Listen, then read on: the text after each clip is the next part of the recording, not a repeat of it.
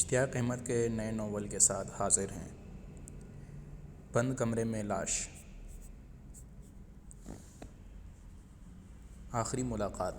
شیخ اسرار نے اپنے دوست کے دروازے کی گھنٹی بجائی ہی تھی کہ دروازہ کھل گیا۔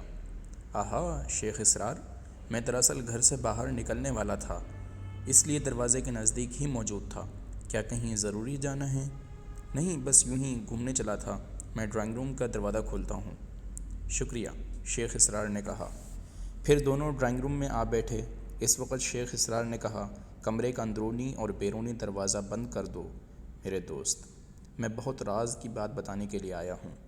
اوہو اچھا، دوست نے قدرے حیران ہو کر کہا، اور پھر اٹھ کر دروازہ بند کر دیے۔ ہاں اب کہو، کوئی مجھے قتل کرنے پر تلا ہے۔ کیا کہا؟ دوست اچھل پڑا، اس کی آنکھوں میں خوف دوڑ گیا۔ میں اپنے قاتل کا نام تمہیں بتانے آیا ہوں، بلکہ ایک تحریر لکھ کر لایا ہوں۔ اگر مجھے قتل کر دیا جائے تو تم یہ تحریر کسی ذمہ دار پولیس آفیسر کو دے دینا۔ کیونکہ کیا؟ دوست نے چونک کر پوچھا۔ کیونکہ وہ بہت اثر و رسوخ والا آدمی ہے۔ اگر میری تحریر کسی ایسے ویسے پولیس آفیسر کو دے دی گئی تو ہو سکتا ہے وہ قاتل سے معاملہ طے کر لے۔ لیکن بھائی آخر تم کس بنیاد پر یہ بات کہتے ہو؟ اور اگر واقعی یہ بات ہے تو زندگی ہی میں پولیس کی خدمات کیوں حاصل نہیں کر لیتے؟ کوئی میری بات نہیں سنے گا، کیونکہ تم نہیں جانتے۔ میں نہیں جانتا؟ کیا نہیں جانتا میں؟ یہ کہ وہ کتنا بڑا آدمی ہے۔ کوئی پولیس آفیسر اس کے خلاف میری شکایت نہیں سنے گا۔ مجھے پولیس اسٹیشن سے دھکے دے کر نکال دیا جائے گا۔ ان حالات میں بھلا میں کیا کر سکتا ہوں؟ میں کس کے پاس جا سکتا ہوں؟ ایک شخص ایسا ہے، دوست نے مسکرا کر کہا۔ اور وہ کون؟ انسپکٹر جمشید۔ وہ بھی اس شخص کے خلاف کوئی قدم نہیں اٹھا سکیں گے۔ ان سے مل لینے میں کیا حرج ہے؟ میرا مشورہ مانو، ان سے مل لو۔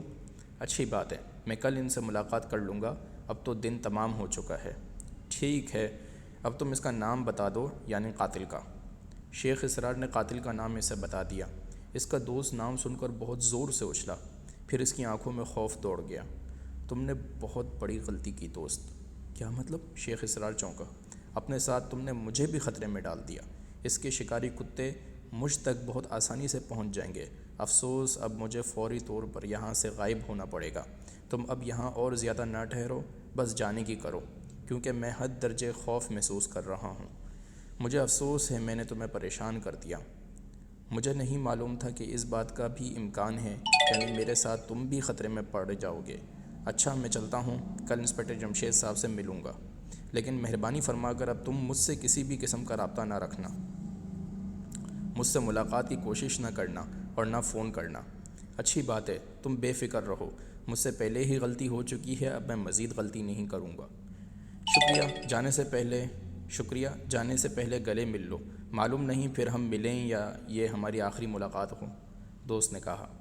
ٹھیک کہتے ہو، آؤ۔ دونوں گلے ملے، ان کی آنکھوں میں آنسو آ گئے۔ پھر شیخ اسرار وہاں سے نکل آیا۔ جلد ہی وہ ایک ٹیکسی میں اپنے گھر کا رخ کر رہا تھا، اور اسے یوں محسوس ہو رہا تھا جیسے کوئی برابر اس کا تعاقب کر رہا ہو۔ آخر وہ اپنے گھر پہنچ گیا۔ وہ اس دنیا میں اکیلا تھا، اس کے ساتھ اس کے گھر میں کوئی بھی نہیں رہتا تھا۔ اندر داخل ہوتے ہی اس نے دروازہ اندر سے بند کر لیا، پھر چھت پر آیا اور جھکے جھکے چاروں طرف نظریں دوڑائیں۔